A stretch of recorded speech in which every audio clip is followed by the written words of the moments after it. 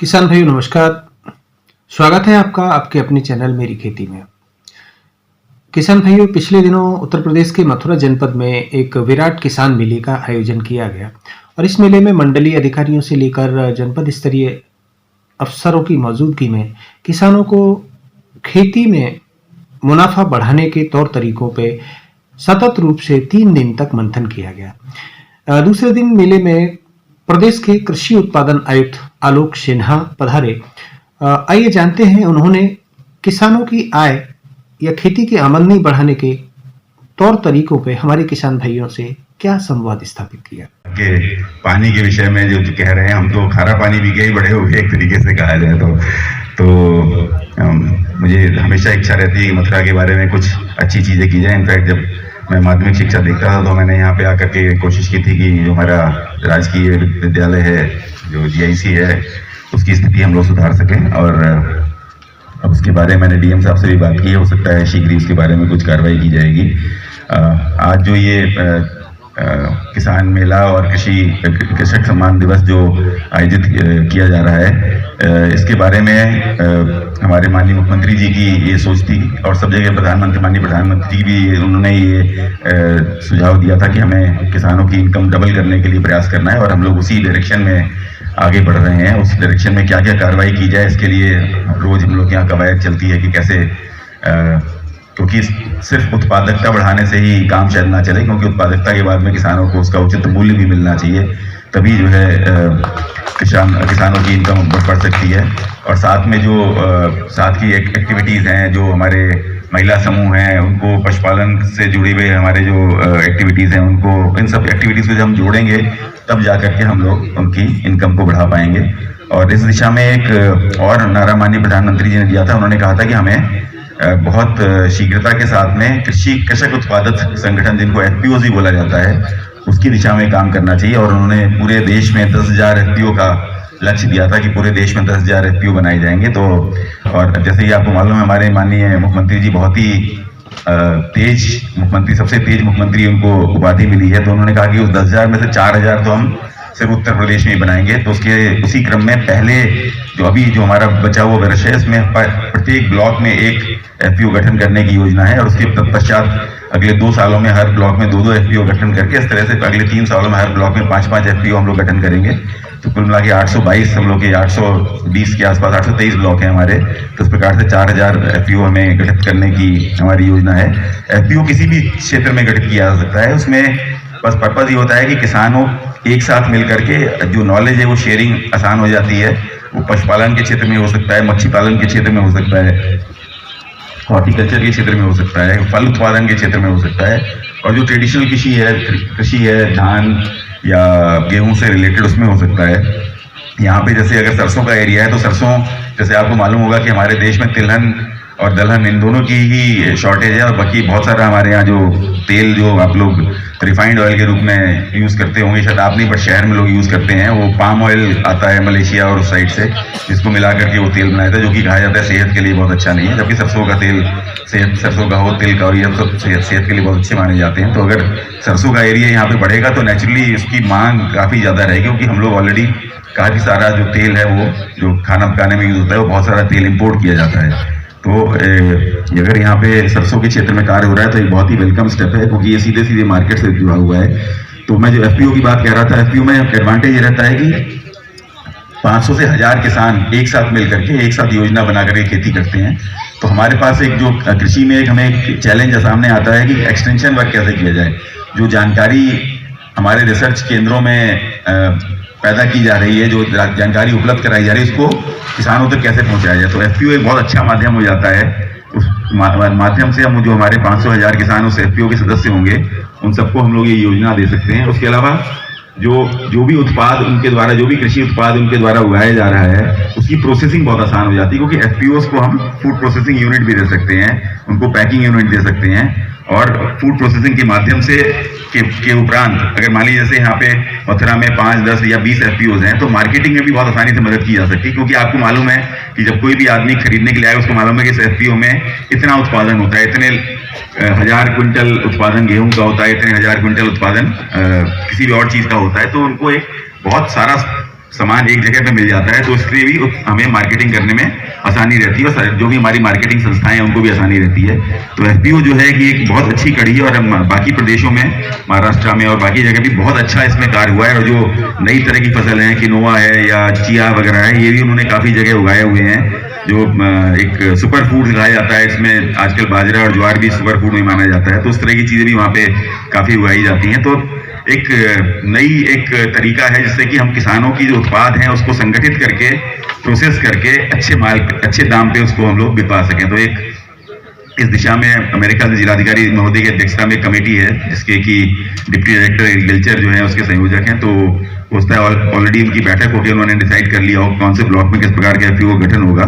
तो यहाँ पे भी आप लोग उसको पर एवरी मंथ, मतलब हर महीने आप लोग उसका अनुश्रवण करते रहिए और ये देखते रहिए कि एफपीओ जो हैं हमारे, उनको हैंड होल्डिंग भी शुरू में करनी पड़ेगी, क्योंकि 500,000 जब लोग एक साथ जुड़ेंगे तो एक साथ उनको साथ बैठा के बात कराना, उनको उनकी जो उत्पाद, क्या कौन सा उत्पाद लगाना है उसके बारे में जानकारी देना। तो एक एक्सटेंशन के लिए आपको इतना आसानी से वो सारे लोग मिल जाएंगे, तो आपको उनकी हैंड होल्डिंग, मार्केटिंग में, प्रोसेसिंग में और जो भी फसल वो उगाएंगे उस फसल को उगाने में भी आपको मदद करनी पड़ेगी।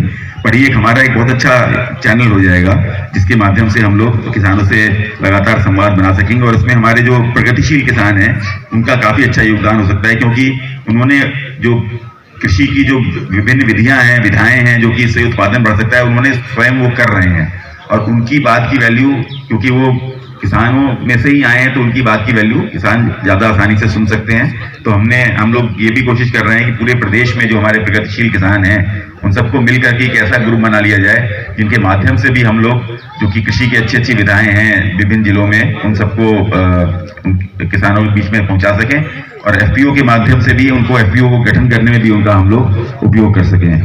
तो और इसके अलावा हमारे जो सेल्फ हेल्प ग्रुप्स हैं, जो हमारे महिला समूह हैं, जो कि किसान हो सकता है कि जो हमारे किसान भाई हैं उनके घर के लोग ही उसमें एसएचजी में शामिल हो। एसएचजी के माध्यम से, जैसे यहाँ पे इन्होंने यहाँ पे लगा रखा है, विभिन्न उत्पाद लगा रखे हैं, तो इस प्रकार उसमें भी बहुत ज्यादा स्कोप है और एक तरीके से वो एक छोटी इंडस्ट्री है, मतलब वो माइक्रो इंडस्ट्री है जो घर के माध्यम से महिलाएं हमारे काम कर सकती हैं। तो उसको भी हमें बहुत तेजी से बढ़ावा देना है।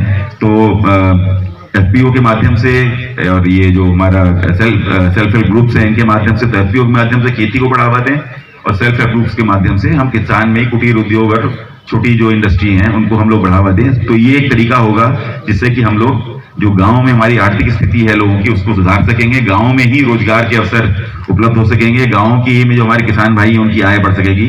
तो एक तरीके से जो माइग्रेशन होता है शहरों की तरफ जाने की तरफ, वो भी हम लोग उसको काफी हद तक कंट्रोल कर सकते हैं कि गांव में ही सारी सुविधाएं उपलब्ध हों और गांव में धीरे धीरे जो लिविंग कंडीशन है, जो हमारे रहने का स्तर है, वो गांव का सुधरता जाए, जिससे कि लोग गांव में शहर में न जाके गांव में ही रह करके अपनी रोजी रोटी चलाएं। गांव में जैसे आपको मालूम होगा कि जो खर्चे जो होते हैं वो काफी कम होते हैं, सस्ते में काफी सारे काम हो जाते हैं। शहर में जाओ तो आपको बहुत सारी प्रॉब्लम्स होती हैं और गांव में रहने के और भी बहुत सारे एडवांटेजेस हैं, शुद्ध हवा होती है और भी बहुत सारी चीजें होती हैं। तो और रूरल टूरिज्म भी जो है ये भी आजकल काफी इसको बढ़ावा मिल रहा है। और मथुरा तो ऐसी जगह है जहाँ पे कि ब्रिज प्रदेश है, जहाँ पे कि पूरा जो दुनिया भर में नाम है इस ब्रिज प्रदेश का और काफी यहाँ पे जो हमारा सर्किट है वो भी डेवलप हो रहा है। तो ये पूरा जो एरिया है यहाँ पे कृषि के माध्यम से, सेल्फ हेल्प ग्रुप्स के माध्यम से और टूरिज्म के माध्यम से इसको हम लोग बहुत अच्छा डेवलप कर सकते हैं। और नवनीत ने इतना अच्छा काम चंदौली में किया। बाय द वे नवनीत जो, जब मैं मेरठ में कमिश्नर था तो नवनीत वहाँ पे सीडीओ थे और हम लोगों ने